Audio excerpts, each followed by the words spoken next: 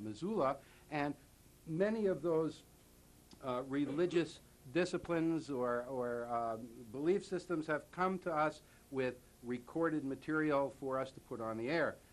We're happy to do that for anyone who has a Missoula address or represents a Missoula organization. One of the things that happened as a result of some of our religious broadcasting is some people who thought that another point of view needed to be brought forward, brought us some programming to be aired. And the American Atheist News Forum became part of Missoula's regular fare on MCAT. There is a clip that we're going to run, about 3 minutes worth, on the solstice 92, which is an interesting point of view for this time of year, apropos at least. And this episode has already been cablecast on the weekly series that is produced in Austin, Texas. It's sponsored locally by John Lindsay of Missoula. Normally it cablecasts on Wednesdays at 6 p.m. and on Thursdays at 12:30 p.m.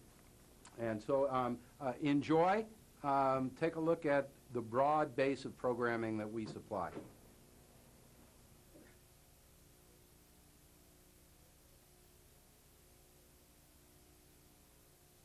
Hello there, I'm Madeline O'Hare, back again with the American Atheist Forum. And I'm John Murray, the president of American Atheists. When I got out of the Army in 1946, which is a long, long time ago, since this is 1992, I was watching the holiday seasons being celebrated in the United States, and I thought, well, now, this is all kind of insane, because what we're celebrating really are very natural events. What we should be celebrating, and what we are celebrating in a way that isn't accurate, is the longest day of the year, the shortest day of the year, and the days when days and night are equal. So I decided that I would start a program in which I would convince the United States, everybody in it, I would educate everybody, that we should celebrate these 4 natural holidays, because everybody in the world knows what they are. They can't be hidden. The longest day is the longest day. The shortest day is the shortest day. And here we had the Christians taking over the solstice, which is the winter solstice, which is the shortest day, for the birth of their God. And they took over the vernal equinox, which is the day when night and day are equal, for the death of their God. And they took over the other holidays in order to have religious celebrations during that time. Well, I was furious. So I decided what I would do is at least get little cards and sent these cards to everybody that I knew. So in 1952, which is exactly 40 years ago, I wrote this following. December the 25th, by the Julian calendar, was the winter solstice. This day, originally regarded by the pagans as the day of the nativity of the sun, S-U-N, the shortest day of the year when the light begins its conquering battle against darkness, was celebrated universally in all ages of man. Taken over by the Christians as the birthday of their mythological Christ, this ancient holiday, set by motions of the celestial bodies, survives as a day of rejoicing that goodwill and love will have a perpetual rebirth in the minds of men, even as the sun, S-U-N, has a symbolic rebirth yearly. I have kept that little note for 40 years, and during this time I set upon a program to have American atheists make everyone aware of the solstices and the equinoxes. Well, not everybody is aware yet, but I think I have made enormous strides in that direction as more and more people have an understanding that these are natural holidays, not religious holidays, and that they should be seized again by all of the people of the earth everywhere and have them all celebrated together, so that everyone in the whole planet at one time has a moment of cheer, a moment of understanding, a moment of recognition and realization that we're all in it together. We're all a part of nature. And since that time, of course, as I say, I have been going with these little cards.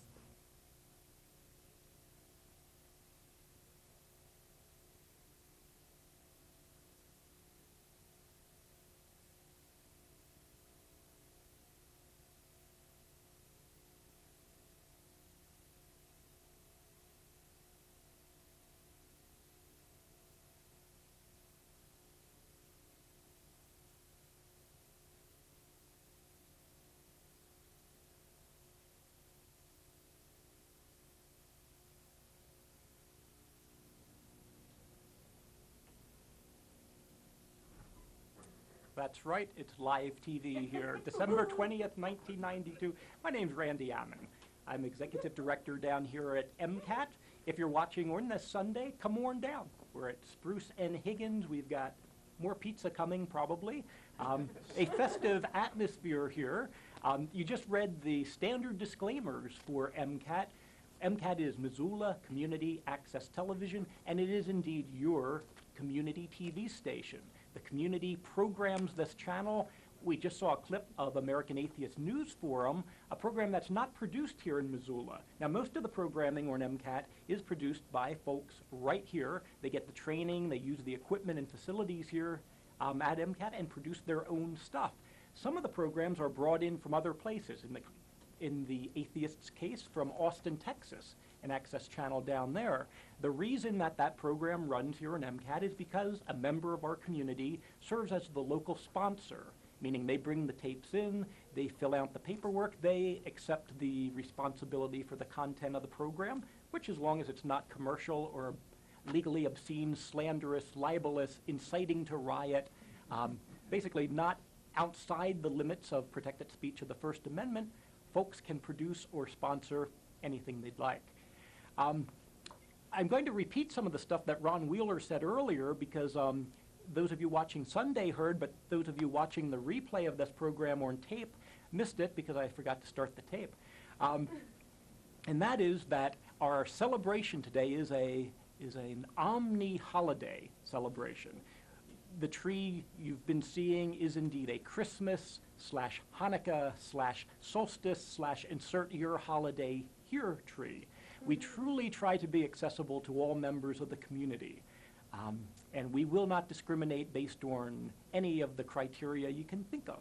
So with that in mind, if you've not gotten involved with MCAT, not come through the training, over 1,000 of you have, so already 1 out of every 40 people, I think, in Missoula has been trained in basic video production here at MCAT. If you have not, why not make it a New Year's resolution? Give us a call. We do have workshops scheduled for the next couple of months, and some may be booked up, but the sooner you call, the sooner we can get you trained, and it's all first come, first served. We'd like to turn you loose on the equipment and have you produce your own stuff. Some other things, let's see here.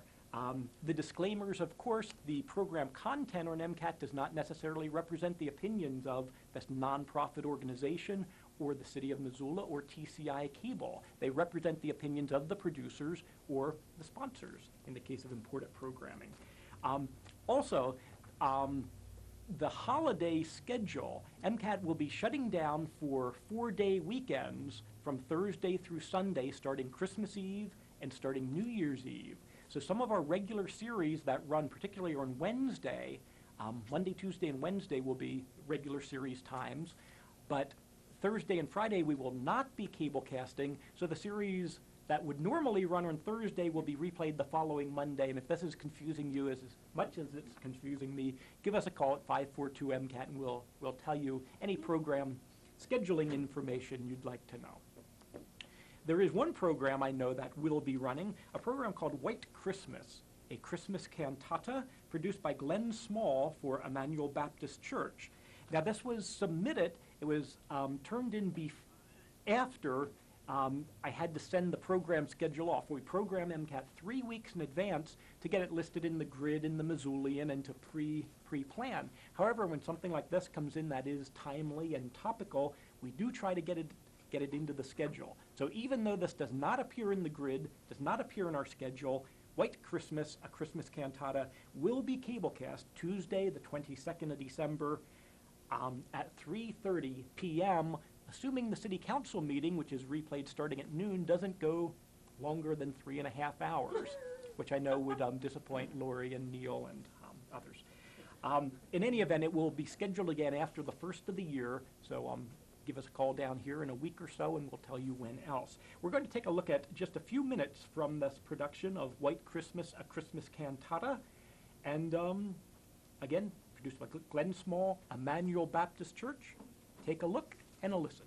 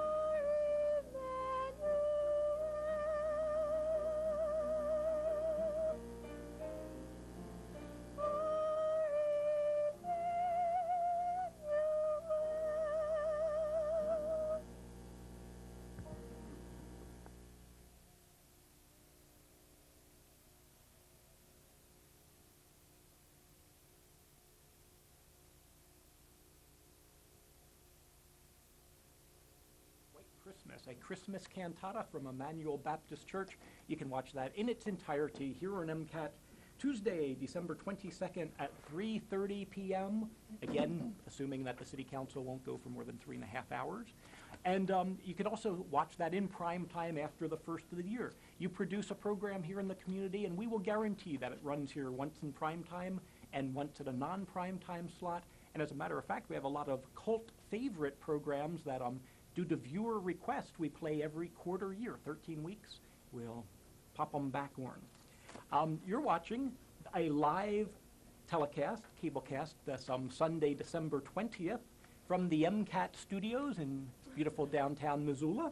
Ron Wheeler, president of the board of directors of MCAT. My name's Randy Ammon. I'm one of the few staff folks down here. Most of the work down here gets done by volunteers, like our board of directors, like our camera folks. We run on volunteer power, and we appreciate that. So at this time of year of reflectiveness and thanks and peace, we are truly thankful for the many good folks who make this station running. Someone get rid of this mistletoe.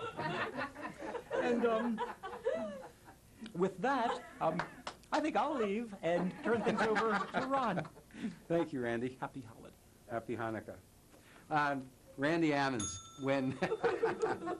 when Randy says something, you can believe it. So if he says that he'll train you and he'll put your program on, let me tell you that that will happen. All you have to do is call 542-MCAT, get your name on a training list, get yourself down here at the right time, and you'll have nothing but fun. We're going to hear from the story lady again. No relation to the church lady, I don't think. No relation. But we're going to hear from the story lady, and she has a couple of Christmas tales to share with us. Betty Ammon. Thanks. I wish I could go like this, but I can't. 2 short poems in honor of Christmas. One's called Christmas Eve, and it's by David McCord. Christmas Eve. My stockings where he'll see it. There. 1/2 a pair. The tree is sprayed. My prayers are prayed. My wants are weighed. I've made a list of what he missed last year. I've kissed my father, mother, sister, brother.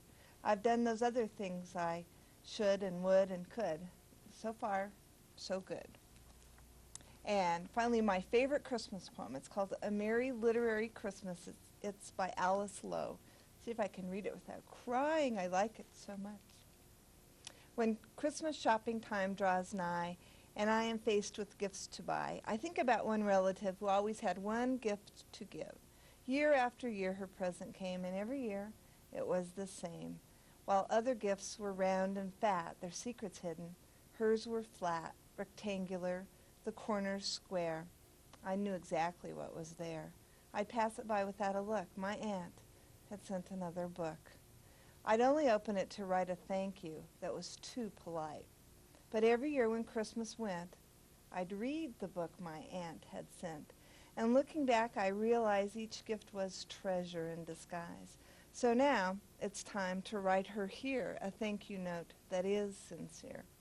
So, thanks for Alice and Sarah Crew, for Christopher Robin and Piglet and Pooh, for Little Nell and William Tell and Peter and Wendy and Tinkerbell.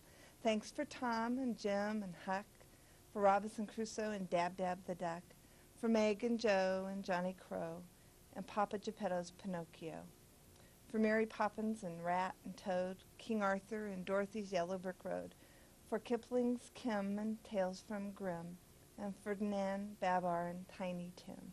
I loved them all. I'm glad I met them. They're with me still. I won't forget them. So I'll give books on Christmas Day, though I know what all my nieces say. I know it from the way they write a thank you note that's too polite. Merry Christmas, Ron. Merry Christmas, Betty. Thank you. Wow. I can see why you get choked up. By the way, all of those wonderful characters are available at Missoula Public Library. Missoula Public Library, and they're waiting for you and your children. So come on down. We're going to continue to do. Oh, good. The light's off on the camera. I can't tell which camera is running. I'm Ron Wheeler, and this is MCAT. And we're having a celebration down here for the winter solstice, Christmas, Hanukkah, and name your own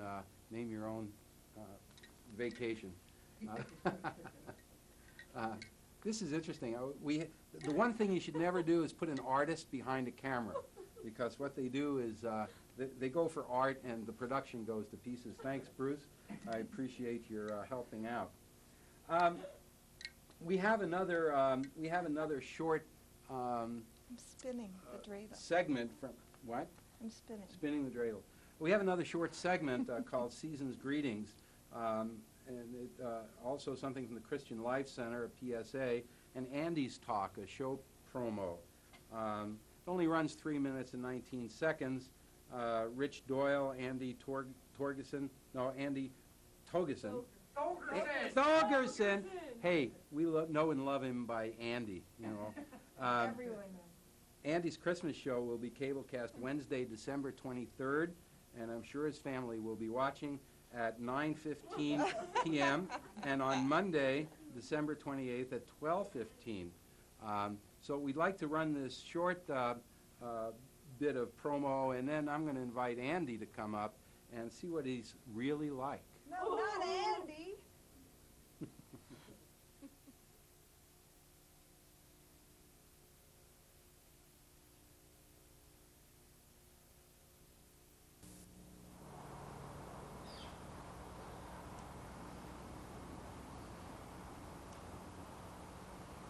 Attention, travelers.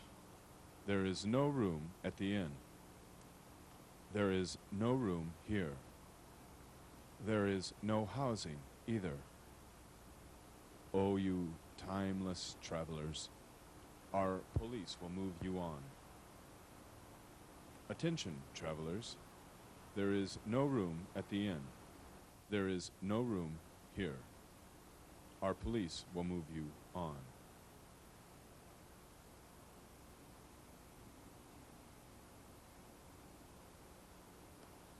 Is there any place for travelers here?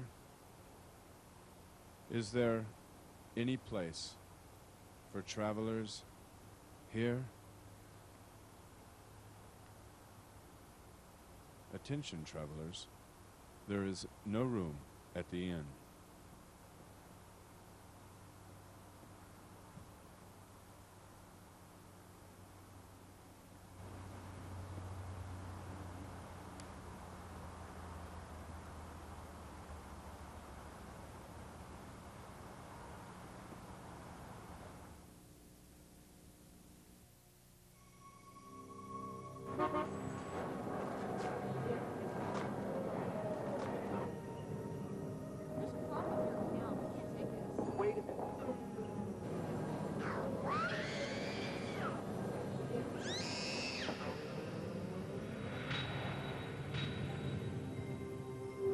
Fill your Christmas with Jesus. A Christmas greeting from Christian Life Center.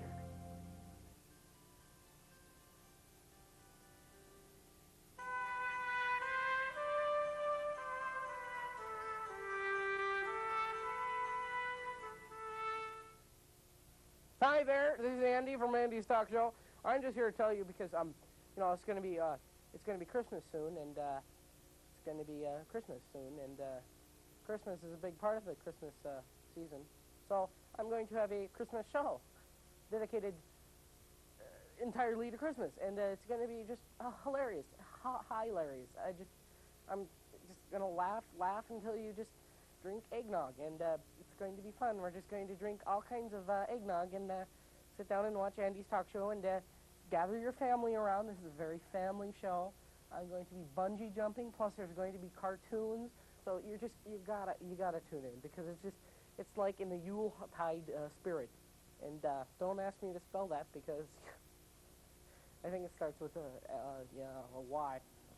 Andy's Talk Show, truly a phenomenon above all others.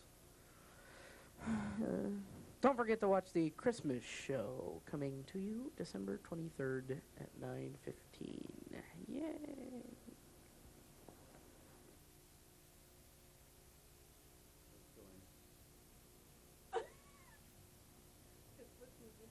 Well, I have to tell you, actually, what you just saw, folks, was thanks.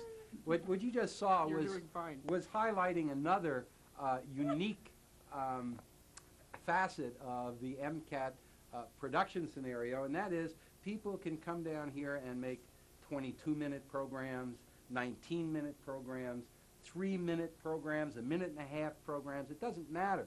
As a matter of fact, public service announcements can be cut down here, run on our channel, and then spread throughout the world and the known universe.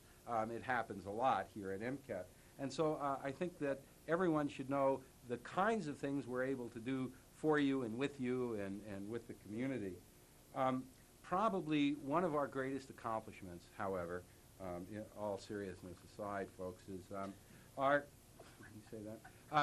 is what we've been able to do for this young man that I'm going to introduce you to. Before he came to us, he was one of those Sentinel students who was in danger of going to Big Sky. But in fact, this is quite amazing. We were able to raise him, or help him raise himself above his lowly status as an unknown high school student from that other school across the city, and we've brought him here, and we've made him a star. This is our Andy Thogerson. Thogerson. That's what I said. Now, Andy, tell me, what has been your experience down here at MCAT? Videotape. Videotape. Yes. What do you mean by that? How many videotapes have you used at MCAT? And how many did you pay for? None and lots. None and lots. Tell us about your programming. What have you done? I did a half-hour. I've done a half-hour thing. It was called "Stupidity Runs in My Family," and it gallops. I'm telling you. And now I'm doing a series called Andy's Talk Show, and it's pretty weird. Could you give us some highlights, maybe? Just sort of whet our appetite. You know, WH, wet. Oh boy. Well, okay. On the Christmas show, I'll be bungee jumping off of my own roof. Wow. I did break my glasses doing that. It was pretty bad. How's your bungee? The bungee isn't doing too well either. I see. Okay. The gutter isn't doing What does your family think of all of this notoriety? They're disowning me. Happens a lot to people down here. Yes. Uh-huh. Yes. Yes. Have you ever thought about doing like a duo? A duo. A duo. Uh-huh. A duo, like two people, you know, stand up? I guess not, huh? Kind of like Abbott and Costello? Costello, yeah. Yeah, one of those guys, right? Who's on first, you know? Who's on first? Yeah, right. Well, you know, I can't tell you folks that how much we've appreciated Andy's work down here, because he's served us as a youth employment person. He's served us as a volunteer.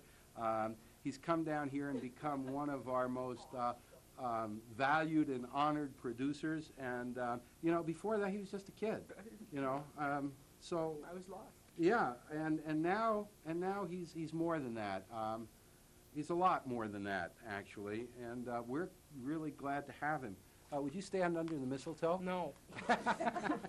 If I'm going to be getting a wet, sloppy kiss from a guy, it's going to be for money, so Money. I'm Well, sorry. okay, well, thanks for coming by and eating all the pizza. Huh, you're welcome. I appreciated that, and I'm going to look forward to watching your program Yes. with fear and trepidation. Well, it's a very exciting program, and I hope you enjoy it, and the rest of the community also enjoys it also. Is there anything you would like to say to the community in closing before I let you go? Anything about MCAT or the Sentinel basketball team, maybe? What was that score, by the way, when they played Hellgate? Do you remember that score? Do you follow that stuff at all? I do, Yeah, right. but Well, I kind of blocked out that week. oh, okay. Kind of All a right. bad week for me.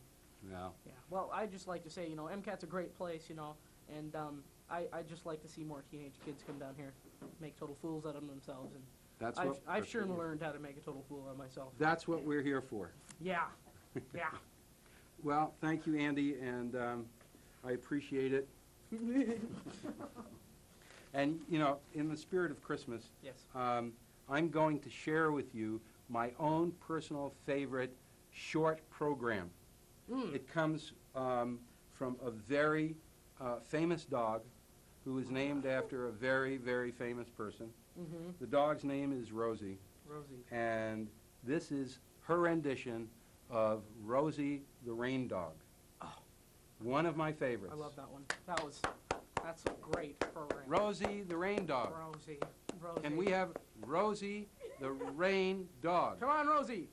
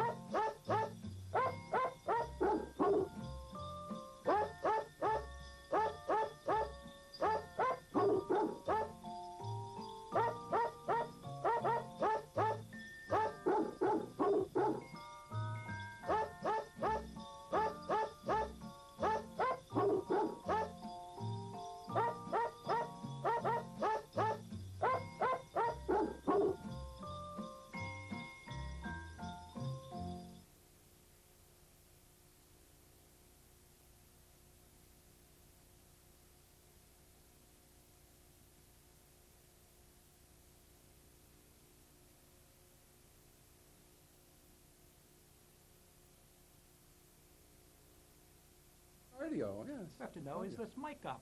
Yes. Micah. Yeah, I Micah. know. Yeah, Mary can do everything. Who was that dog? Well, as the couple that lives in the, actually half of the foursome that lives with that particular dog, we'd just like to assure viewers that there is no animal abuse involved. Rosie always looks like that. Yeah, it's true. It's true. It's true. It's We true. have witnesses. That's true. Yeah. And Rosie, if you're watching right now, and I know you are, get off the couch. Right, and you can't take off the reindeer antlers now, Rosie. That's right. So, Canines watch MCAT, too. Yes. Ron's under the mistletoe. Your turn. No, you do that chick, and I'll do this. I'll tell chick. another Rosie story. there you go. Rosy cheeks. No, that's another story. Rosie was, well, Rosie adopted Betty and Katie and Cal and myself on a Martin Luther King Day, and we figured she was a lab puppy. They wouldn't let me name her Coretta, so her official name is Rosa Barks, Rosie for short, and Rosie never grew. So instead of being a black lab puppy, we discovered she was indeed a black lab experiment. True. It's In any true. event, Rosie enjoys MCAT. Rosie's been on several programs down here at MCAT, as your pets could be. And she likes dressing up. She does. Yes. Every Halloween, she does. And Yes. she has that pitiful expression most of the time, but she's really a happy dog. So. Say, is it 5 o'clock yet? It's getting awfully close. It's getting close to 5 o'clock. And if it's getting close to 5 o'clock on Sunday, you're watching us live. From MCAT. 500 North Higgins in downtown Missoula. Oh, yeah. And the quickest way to find us is to come down to Spruce and Higgins and go up half a block on Spruce Street heading east. There's an MCAT awning. Below the awning is a door, ramp leading down to the door. In the door is our studio, and you can be one of the many folks who have come through receive basic training here. You can use the equipment, the facilities, and you can do pretty much whatever you'd like to do. Everyone has a story to tell or a talent to share, as we saw with Rosie there, or a message to get out with to communicate with their neighbors. And MCAT is the one place you can do that. Without being abused. Right. And without requiring oodles of money and using the very powerful electronic medium of television. So keep it in mind, New Year's resolution. Of the 1,000-plus trainees down here at MCAT, over 40% we consider active producers, have gone on to produce a program that is run or crew out for other programs. So 40% is much higher than we ever expected. 25% is the kind of rule of thumb access centers use. If you get 25% of your workshop attendees attendants going through actually producing a program, the community is really involved. Here, over 40%, over 1,000 trainees. We thought we'd hit these marks about 5 years down the road from now. Missoula, thank you. We've been pleasantly overwhelmed, and I know I use that phrase too much, but there's nothing in the history of access television, nothing going on in the 2,000 channels across the country that prepared us for as much participation. Joy, joy, happy, happy. That's what we had to say about that. Missoula is cuckoo for television, cuckoo for television. Yes, indeed. And if you come in here, you'll notice that this isn't like a normal TV facility. The MCAT is unlike any TV facility in the Thank world. God. Its strength really is with you, the community of Missoula, with the people, with the issues here.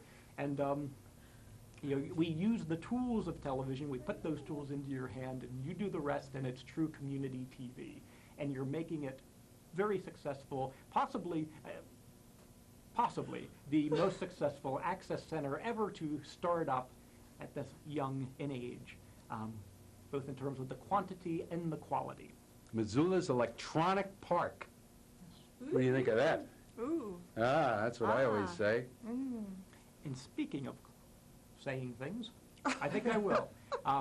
Speaking of quality producers, there's one more winning production from the recently held 5th Annual Montana Film and Video Festival. Awards were announced there at the end of November in Helena, Montana. There were 53 entries from, at least 7 or 8 states, at least 3 Canadian provinces. There were 11 winning programs selected from the field of 53. 4 of those 11 winning programs were produced in the state of Montana, and 3 of those 4 Montana winners were from right here in Missoula, Montana. Congratulations once again to Bruce Whitey and Lori Hudak for the Wolf, Real or Imagined. Congratulations and get well soon to Roman Kutzker for bringing healthcare home. And congratulations and unfortunately get well soon also to Temi Rose, the producer of a piece called Thinner, which I will turn to my notes to get the right category here. Thinner did win the category of non-commercial drama in the Montana Film and Video Festival. Temi Rose is a very talented, very prolific producer here. You've seen plenty of her work, artistic things, dramas. Temi is the mastermind behind the 24, 26-hour live marathons, Readings and Songs Against the End of the World. She does good work, and she does a lot of it, and we're going to take a look at the piece called Thinner. It's a mood piece about an eating disorder. Congratulations to Temi, and enjoy this award-winning work. Please don't let it affect your holiday.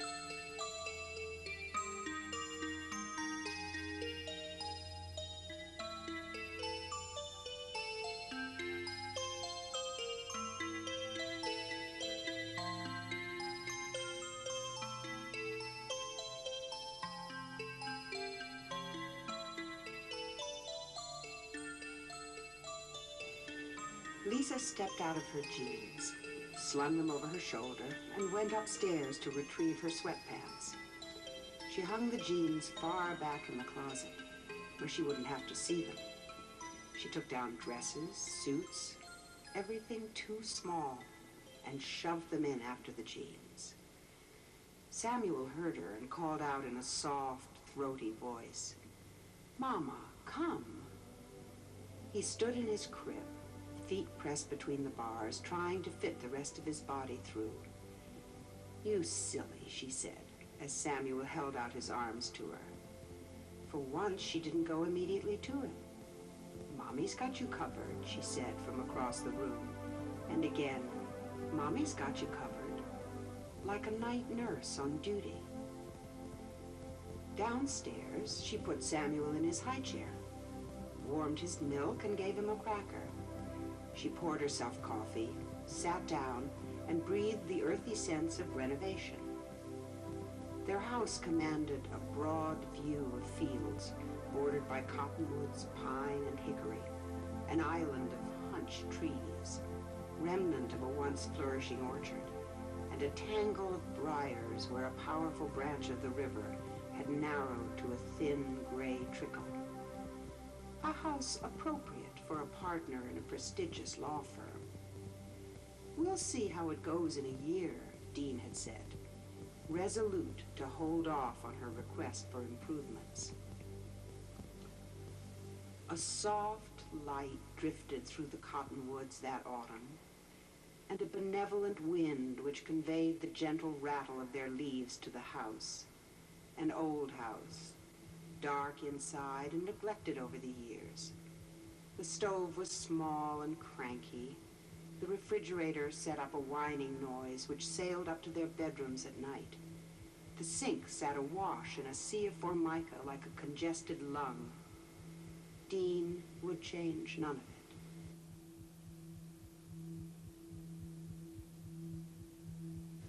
When snow lay blue and frozen in the half-light of winter, the windows fed Lisa's reflection back to her. She had wanted to take Samuel out on the sled, to lift him into the pine trees, so that he could touch the cones. But it was too cold. The wind did not want to stop. It whistled down the inadequate flue, slammed into the back of the house, malevolent mountain wind. By mid-March, the accumulations of snow had melted and flooded the basement. The house took on water like a sinking ship. Dean gave in. A contractor was hired, workmen summoned, and a landscape architect engaged to bring the gardens around.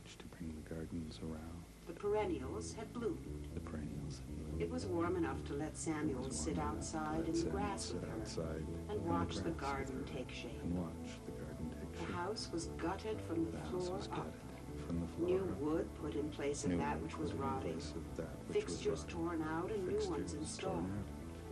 She could feel it everywhere. Everything coming together exactly as she'd planned. Dean came down the stairs, Deborah close behind him. "What about the party at Jenny's?" she said. "Can I go or not?" She said. It was an issue they'd been arguing for weeks. "I've already explained," said Lisa. "Jenny's too old for you." "Oh, God, did you hear that?" said Deborah, rolling her eyes heavenward and sighing extravagantly for effect. "You're being too damn hard on her," said Dean. "Drugs!" It was Deborah's turn. "That's insane. Anyway, Dad says yes. I'm going." It was this kind of exchange that had pushed her from Dean and Deborah and drawn her to the baby. "Samuel doesn't know enough to challenge you," Dean said. "He's safe and we're not." She knew Dean was right. Nevertheless, it was a heartless thing to say. And arrogant. Not that his arrogance came as a surprise. The epigram under his high school yearbook, "Our Romeo, a winner with women." It was a reputation he carefully nurtured. Deliberate coolness while in hot pursuit. "Don't wait dinner," Don't he wait said, dinner, on he his said, way out the door on with his way Deborah. out the door with Deborah. When they were gone, When they were gone, Lisa picked Samuel up Lisa and picked buried her Samuel up head in his small she chest, buried her head full in of his cracker small crumbs. chest, full of cracker crumbs. Spring arrived, Spring unseasonably hot, unseasonably hot, reminding her how much she reminding her how hated much summer she with hated its summer altered schedule. with its altered schedule. Dean proposed a June trip to the Dean shore. proposed a June trip He had a to the client shore. there. He had He a could client combine there. work He could and combine pleasure. work and pleasure. Deborah came alive at the notion. Deborah came alive Lisa at the notion. detested the sun. She Lisa was certain the work detested would the take sun. over and she and the children would be left on their own. She was certain the work would take There over. was also and she the and bathing children suit would be left she'd on have to their own. purchase. There was also Now, the bathing at suit her she'd have to heaviest. purchase. Now, at It her doesn't heaviest. matter what you look like, Deborah had said. You're already married. In truth, Lisa envied Deborah's slight body. Deborah had Dean's frame and would remain thin even after puberty. Lisa had not begun to prepare for the trip. Deborah's preparations were endless. In mid-May, Dean pressed for an answer. "Look, are you coming with us or not? Because if you're not, I'll go without you. Just take Deborah and go." The trip started poorly. Deborah got badly sunburned the first day, and there was an argument that night as to what should be done. Dean was already in bed, the contents of his briefcase piled around him like a fence. "Can't you see she's blistering?" said Lisa. "It's Sunday It's night," Sunday said. night. "Who said the Dean. hell do you think is Who going the to hell see do you her think at is this going hour?" to see her at this hour? "Doesn't matter. We'll find someone. Just get up and get dressed." Lisa had begun removing briefs, documents, newspapers, and notepads from the bed. Dean took the keys to the rental car from the nightstand and flung them at her. "God damn it," he said. God damn it. "Take her yourself." He said, "Take her yourself." Every morning at the shore, Lisa rose early, had coffee, and went for a small run. She was still fast and nearly as agile as she'd been in high school. She ran through the darkness which streamed like deep, cool water above the hills. She ran with the scent of flowers and sea air and the cool breeze that roused the swallows from their nests. It was good to be running again, to let the skein of thoughts go. Good, too, for the way it diminished her appetite and suffused her days with calm. The last workman gone. The final coat of paint was drying when they returned home. The weather complied and remained surprisingly cool. She tried to duplicate the pattern of mornings at the shore, rising early and running. If she could hold on to that, if she could keep that going. The following week, the weather turned hot and sticky. She could feel the walls sweating behind their fresh layers of paint, could detect the smell of cellars and earth beneath the scent of new wood floors. In the heat, she kept to the tree-lined road, which passed in front of the house, stopping far short of where it became a major artery carrying traffic into town. The houses had an unoccupied look, as though they'd been abandoned for the summer. One afternoon, early in August, Lisa headed out in the car with Samuel to a small shopping plaza on the borders of the community. Despite her morning runs, she'd continued to put on weight. She'd phoned the day before and arranged for an interview. The woman who greeted her was not thin, but big-boned and tall. "Follow this program," she ordered, "with no deviations, and you'll see a loss in less than a week." Do you think I can do it? I don't think, I know.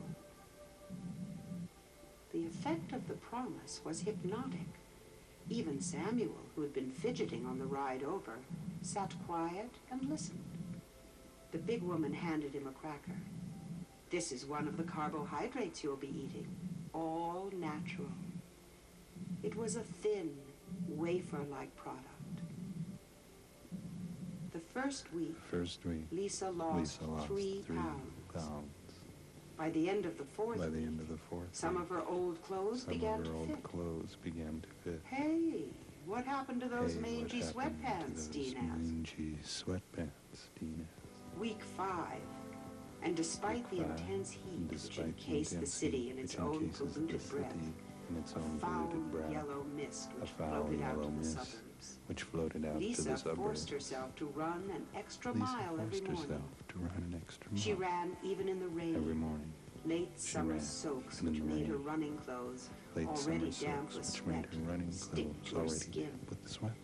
She was losing at a rate faster than the big woman had promised. It's not just the weight, said Dean. Something's different. You found an organizing principle.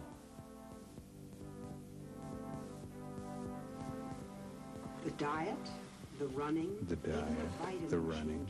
even the vitamins she ingested became a ritual. She found a nursery school a short drive from the house. With both children in school, she could concentrate on her running. You've got to stop losing, said the big woman. I don't like what I'm seeing. If Lisa and Dean had kept her out of their lives, if she'd felt like an outsider, it no longer mattered. Never before had she felt so light, so unencumbered. Soon she would attain better than her goal. And then she would miss weighing in every morning. She would miss the evolution of herself each day into something new. The contours of her body had emerged. Her face was luminous, her cheekbones sharply defined. You look good, Dean said. It was as if he were seeing her for the first time, as if he were not quite sure. Later, he whispered. Her clothes were too big for her. She let that knowledge sit in her. She let it take her up like the arms of a lover.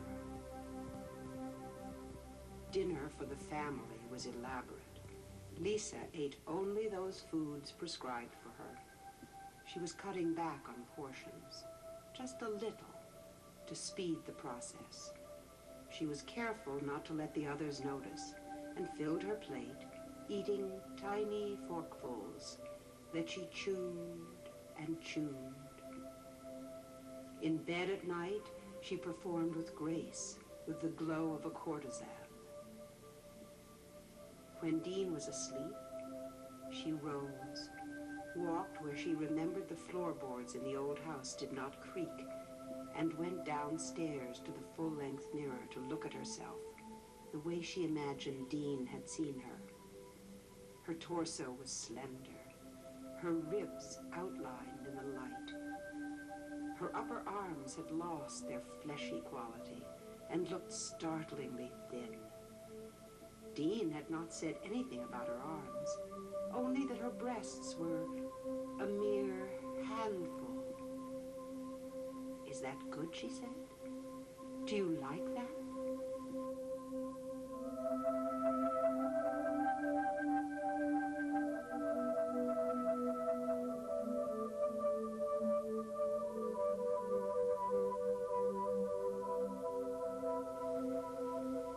In mid-October, they had their first wintry blast, a premature snow which fell during the night and continued to fall all morning.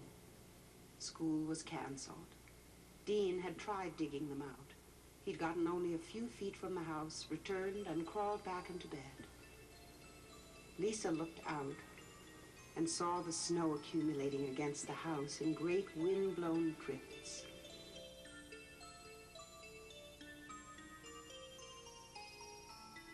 She had eaten nothing all morning and toyed with the thought of not only foregoing breakfast, but lunch as well.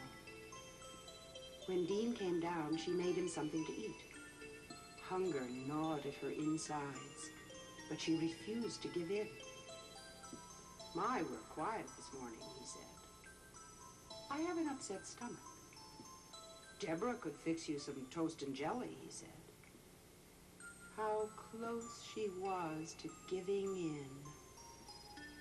But if she took the slightest bit of nourishment, she would be lost. Lost. She felt the sensation go through her body. She'd be back where she started, and the last glorious months would be nothing but a dream. Dean was looking at her in a puzzled way, and she realized that she'd not answered him. She roused herself and promised to eat later. "Don't you think it would be better if you ate something?" if you ate something, he said. Lisa sprang from the table. Lisa sprang from the table. It was more than she could bear. "It's because she won't eat, Samuel isn't it?" whimpered. said Deborah. "It's because she won't eat, isn't Lisa it?" wanted said to go Deborah. back in, to tell Lisa them. wanted to go back She could in not to eat. tell them she could not eat. Instead, she went upstairs. she went upstairs, Turned off all the turned lights. off all the lights, Threw herself on the bed. threw and herself fell on the asleep. bed, and fell asleep. "Look," said the big woman "Look," the next morning. said the big woman She the offered next morning, Lisa a hug. when she offered Lisa a hug. "It's not too late to turn this thing around." It's not too late to turn this Lisa thing returned the around. big woman's embrace. Lisa returned the big Back in woman's the car, embrace. she wept. Back in the car, she wept. It was a beautiful morning. The storm broken, the unusually balmy weather was melting the snow. Dean left for work, taking Deborah, and Lisa dropped Samuel off at nursery school. She had the entire morning free. The night before, she had given in to terrible cravings, binged on strange things, jelly and spoonful after spoonful of sweet cocoa powder. She'd forced herself to throw every bit of it up. She would have to run a long way today to make up for it, and would allow herself only tiny portions. What to make of her life? That fragment had begun to spin itself out like an errant star. There was no longer any lovemaking, nothing that resembled intimacy. She feigned gaiety on the phone. "Don't be home late," she said. There was a forced smile on her lips, though she knew he couldn't see her. "I'm making something special, and then maybe later..."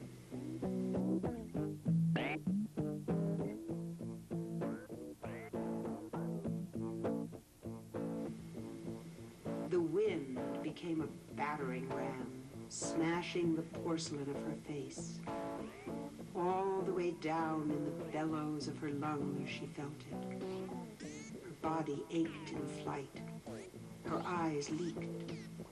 Her mouth beneath the wool sweater stuck to its own frozen breathing. Mist powdered by a mesmerizing fatigue. A weariness so powerful it threatened to draw her in. In a few minutes, she would be 20 miles out. This was the discipline denied the others. The former colossus, the clumsy self exchanged. For what? For what? For the long, For the long shiver that owned her owned her body. body. The shiver, The shiver lighter than air. than air. As long as she put food on her plate and pretended to eat, they would not notice. Her life took on a double meaning. During the day, she starved herself. At night, she binged and purged. By the end of December, she was 15 pounds under her goal. She covered up in layers of sweaters. She allowed no one to see her undressed. The big woman cut loose from her. "I can't have my dieters looking like they've been in a concentration camp," she said.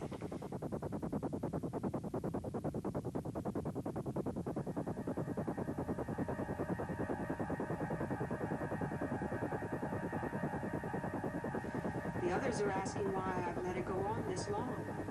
Frankly, I was hoping things would change. The big woman had brought her luck. She no longer needed luck. She was succeeding on her own. The other dieters were jealous. She had mastered her body. She could wear Deborah's clothes. There was nothing to her hips but bony undercarriage. She moved with the freedom of a young boy. Nothing held her down. Nothing trapped her in a woman's body. This was the freedom denied the others, the freedom she'd been moving towards all her life. She no longer found herself envying the slender women she saw. She was one of them. She was one of the best of them. Thinner even than they. Thinner. She wore it like an armor. Had whittled away at herself underneath. It had been so simple, she pitied the others.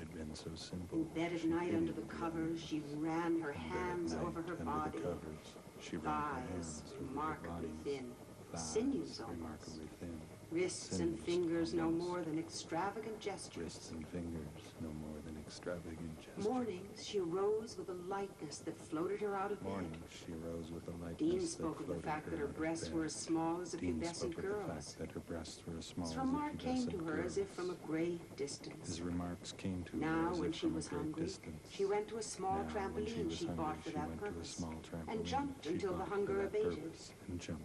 Often she was tired and slept, waking with extraordinary rises in energy that dropped suddenly. Deborah had seen her stepping from the shower.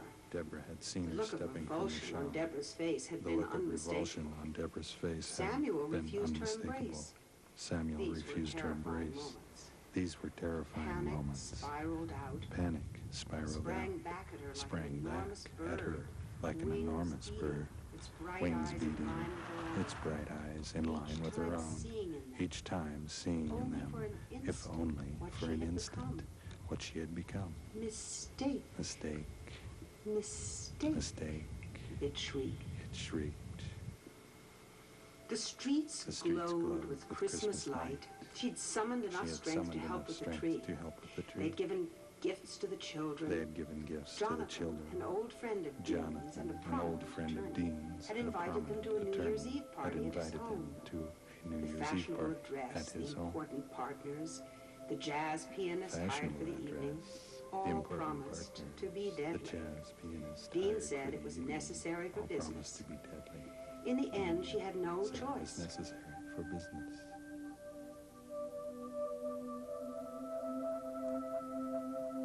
She layered her clothes, wore a long silky scarf, a black velvet jacket, a wool vest beneath the jacket, a pair of wide-legged pants in black, and a bright pink blouse to give her face color. "I'm cold," she said when someone offered to take her jacket.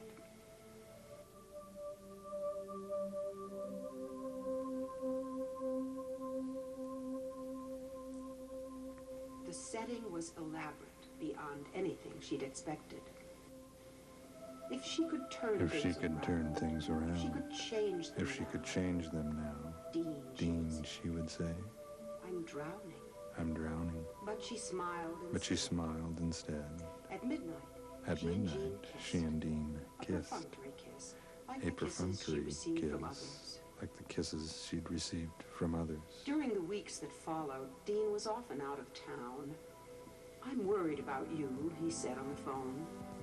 "Are you taking care of yourself?" "Goodbye, my love," she said when she dropped Samuel off at nursery school, whispering it so softly in his ear he could hardly hear it. She was alone much of the time, withdrawing not only from Dean and the children, but from everything that breathed life into the town, satisfying herself with the thought that relationships here were never what they were elsewhere. There were moments when she looked out the kitchen window at the snow, at the crows advancing, their caw, caw, passing right through her, as though she'd become not merely insubstantial, but a delicate membrane, a conduit for their passing. Tonight she leaves Samuel, who she will always think of as her baby. She knows Deborah can take care of them both. It's her second time out in one day. If she does not focus on that, if she does not let fear release its white-hot perfume inside her, if instead she concentrates on this treacherous ice, this air, the discipline of the run, she's exactly 1 mile out. She is exactly She'll 1 coach mile herself over out. the rest. She will walk coach if she herself has to, over talking the rest. aloud beneath She her will sweater. walk if she has To the to, railroad talking tracks. aloud beneath her The air sweater. is freezing around To her the railroad face, tracks. like a second The air is mask around freezing the around her first. face, like a Farther second this mask time, around the she's first. gliding through the trees and parkland, a shadow among shadows, riding the air like a knife, digging at the intervals, getting there.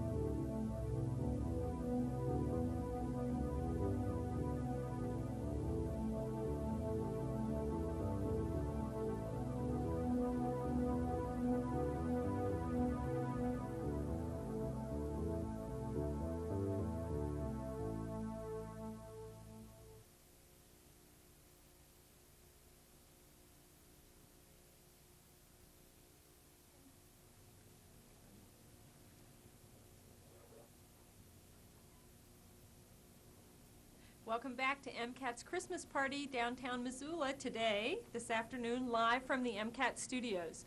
The piece you just saw was the winner in the non-commercial drama category of the 5th Annual Montana Film and Video Festival. And the producer and director is Temmie Rose. And we're lucky to have Temmie doing her work down here through MCAT, some of her work here, and then other work she does around town and around the state. And we were really pleased to see her work recognized. It's unusual, and it's great. And I was going to say, you can watch for all of these shows that you've seen this afternoon, the award winners from the Montana Film and Video Festival that were produced through MCAT, are seen from time to time on MCAT. And if you ever see a show here that you'd like to see replayed, we wish you'd give us a call, and we would be happy to replay that show. We also want to know that we also take calls about how great you think our programming is, and we also take calls about programming that you're not so fond of. And we encourage all types of communication like that. And when you call us, one of the things that you'll definitely get is an invitation to come down and join one of our workshops and become a community producer yourself. As we look at, we've looked at a lot of different clips this afternoon. We've been lucky to have lots of good company here this afternoon, here as they munch down on their pizza. And we've had several producers come in this afternoon to wish us well and to enjoy the festivities. And one such producer we've had today is Carrie Hinkle, who produces the Montana Music Magazine show. And so I'm going to ask Carrie to come on and talk to us a little bit about her work. Come on then, Carrie. Yay! And Carrie's standing under the mistletoe, so Aww. she gets a Christmas kiss. How sweet. Carrie, tell us a little bit about how did you end up being an MCAT producer? I've always liked camera work, and there were a few circumstances that happened in my life that made me have to realize I needed to get a career for something to bring some income in, and and the opportunity to be able to work somewhere and do something that I really enjoyed was a really enticing thought to me. And I had worked at different TV stations around town, and when I found MCAT, I'd worked, done some productions here before I actually started volunteering here, and I just really, it's my home away from home. I really love it here. I encourage anybody that doesn't know about MCAT, please come down, because it is a great place to be. I find in my own work, I worked in production too for a while before I came to MCAT, and I just really enjoyed being able to, one of the things that production does is it gets you out around town, and you get to, we really think that studio production is real important here, but it also is important to take the cameras out into the community and to get what's happening out there and then put that on the channel. But I always found I'm never bored in this field. I mean, it's just, I'm always like, oh, that's happening. There's always something uncovered, something revealed in the process. One thing that I really enjoy with my kind of work doing the magazine is that you have the opportunity to tape a lot of concerts and just social happenings that are happening around Missoula, and that is one of the things that I really enjoy, is because I'm a real people person. I really enjoy working around the different people that we have in Missoula. It's exciting. Tell me about your show. What's your show? My show is a half-an-hour show that I produce with Sean McGee and Jody Walter of North by Northwest Productions. It's kind of a talk show magazine about the different musical things that are going on in Missoula. And each week, or it airs every other week, and we try to have bands from around the community come in, and then we go and tape them, and we have cuts from them, and we try and tell everyone what's happening that, then the next 2 weeks around Missoula for entertainment and stuff. And the Christmas show is going to be actually a pretty exciting one.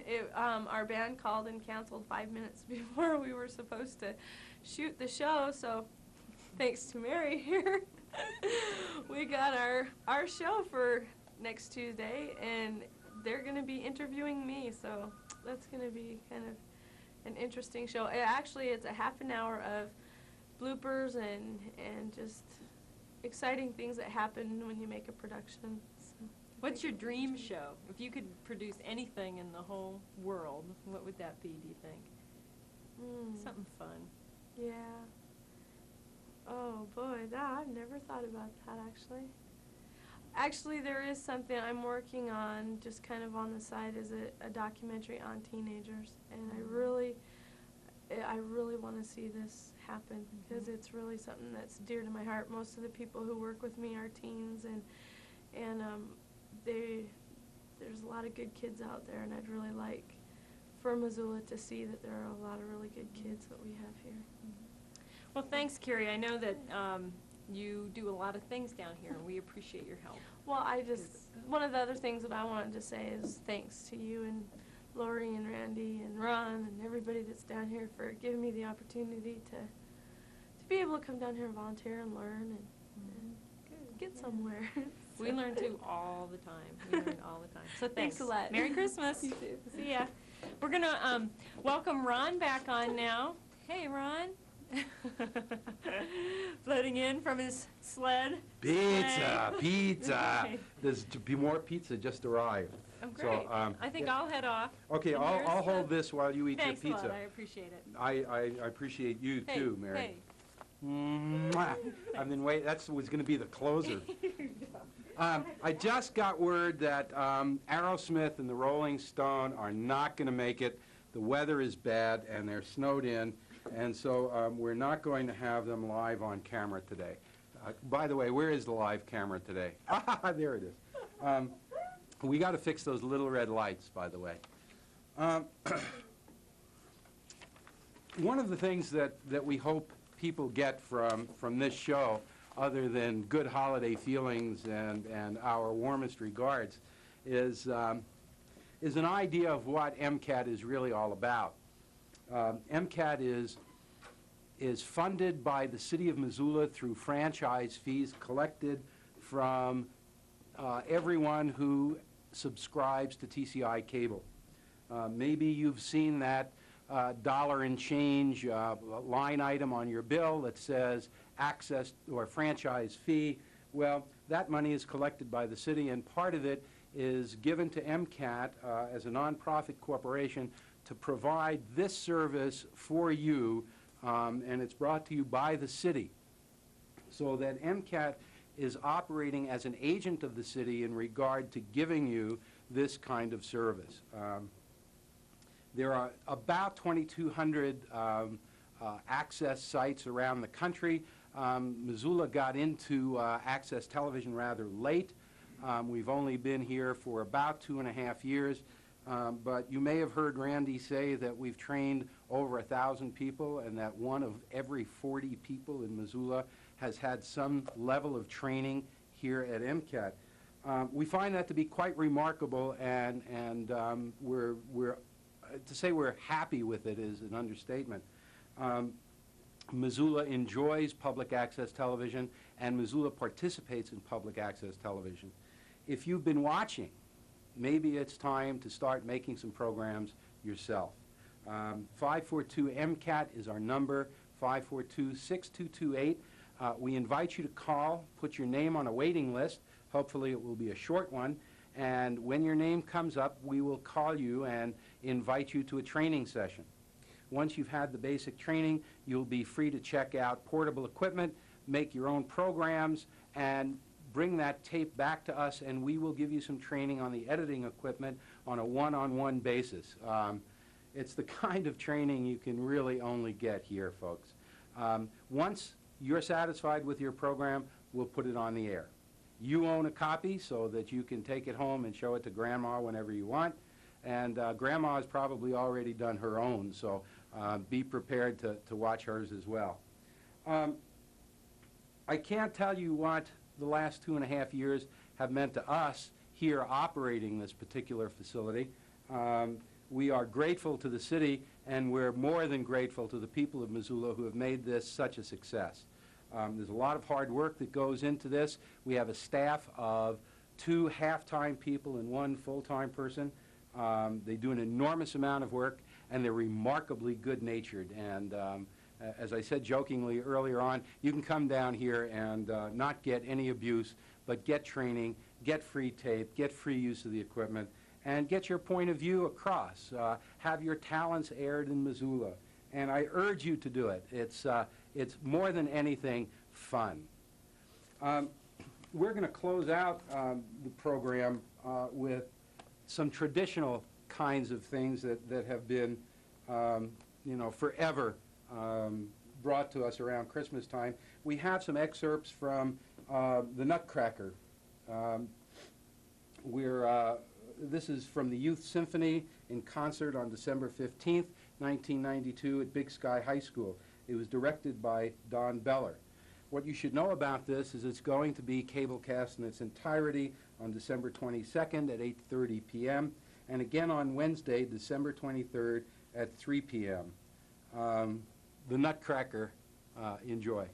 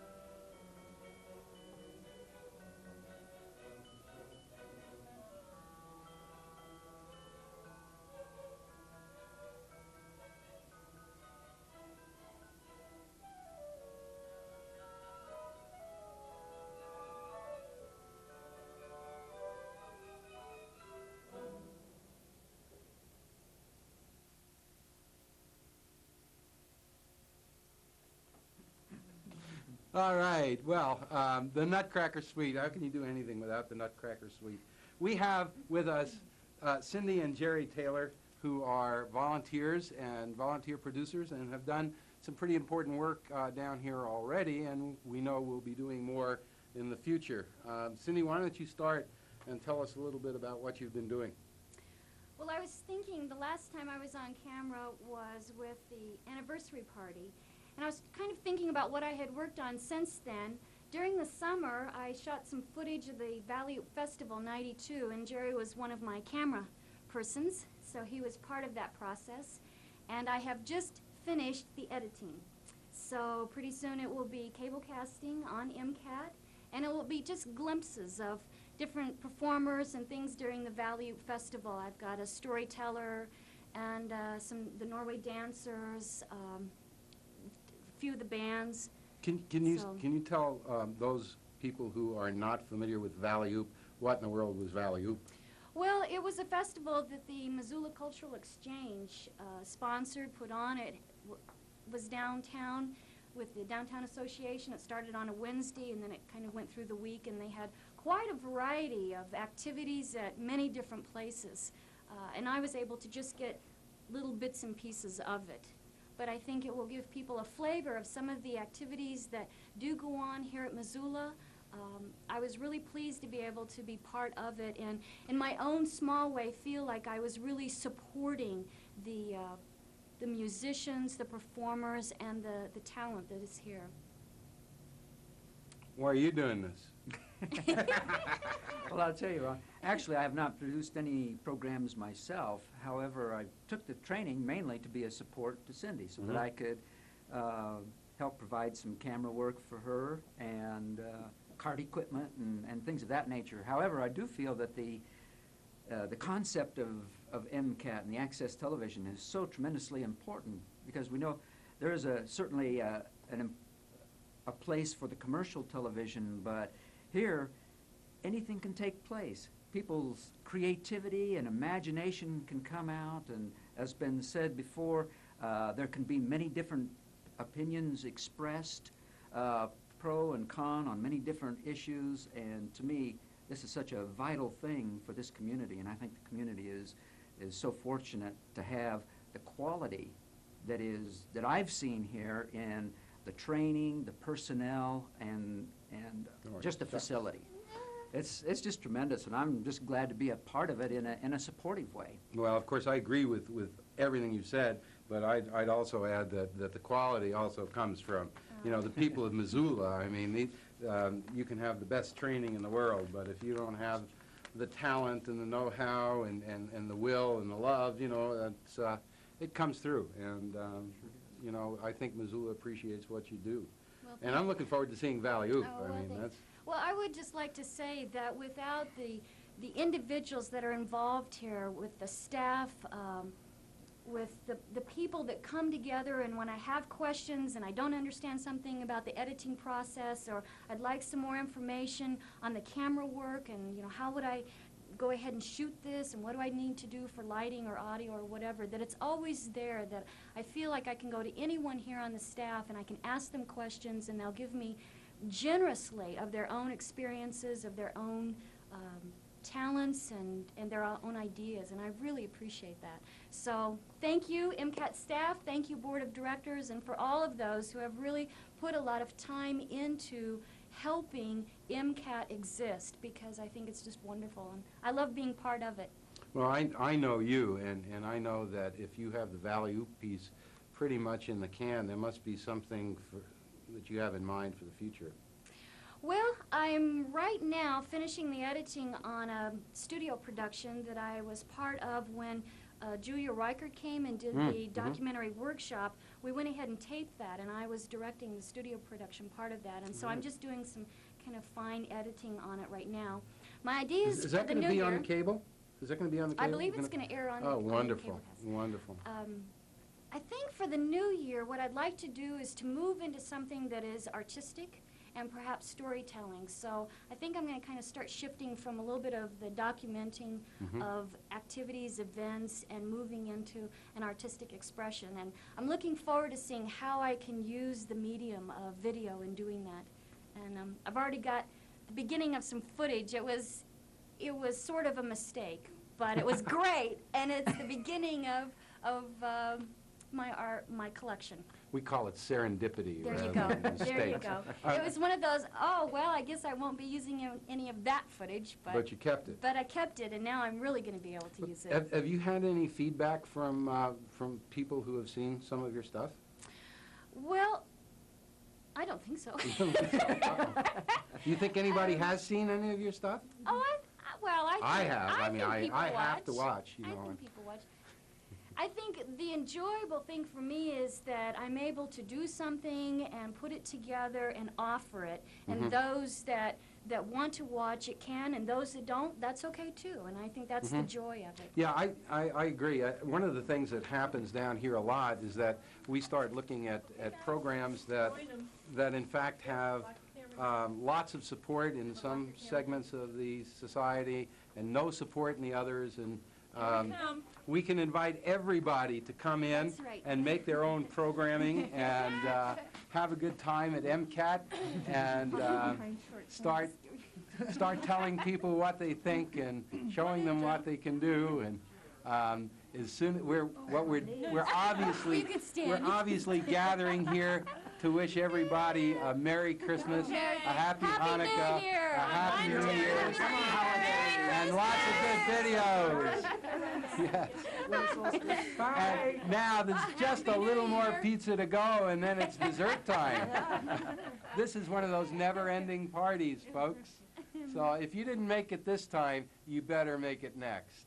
Come on down. Come on down. Next year. There you go. Yippee! All right. Goodbye, everybody. Happy holidays. Happy holidays. Happy Happy holidays.